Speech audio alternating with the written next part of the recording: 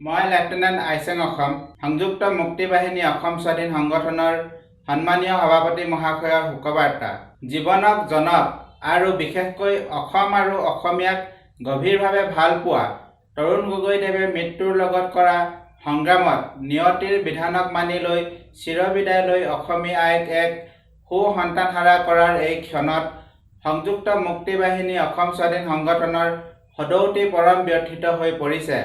সকলো স্তৰৰ অসমৰ জনগণ ৰাজনৈতিক মিত্ৰবৈৰী নিৰ্বিশেষে অঞ্জলি ভৰা 65ৰ বহিঃপ্ৰকাশৰ স্বতঃস্ফূৰ্ত ঢল বোধহয় এক বিৰল দৃষ্টান্ত। অসমৰ স্বাৰ্থ পৰিপন্থী ভাৰতীয় কংগ্ৰেছ দলৰ শক্তিশালী নেতৃত্বৰ মাজৰ এজন নেতা হৈও অসমে দিল্লীৰ হাতত পোৱা ভোগান্তি তেওঁৰ হৃদয়ংগম কৰি PCC গঠনৰ পিছত ভাৰতৰ প্ৰধানমন্ত্ৰীকে ধৰি আন মন্ত্ৰী বিধায়কক অসমৰ স্বাধীনতা বিষয়ক লৈ খাটনি ধৰা আৰু মুখ্যমন্ত্ৰীৰ আসনত বহি গুপ্ত মুক্ত নিধন পৰ্বক নিয়ন্ত্ৰণ ঘটাই যুৱা অসমৰ প্ৰতি পিতৃয়ে সন্তানক মৃত্যুৰ পৰা বচোৱাৰ দায়িত্ব পালন কৰি থলগিৰি অসমত ত্ৰাণকৰ্তাৰ ভূমিকা লৈছিল বুলি আমি দ্বিধাবিহীনভাৱে আজি স্বীকৃতি দি তেখেতৰ শোকসন্তপ্ত পৰিয়াললৈ এই শোকবাৰ্তা ৰাজহুৱা কৰিলোঁ।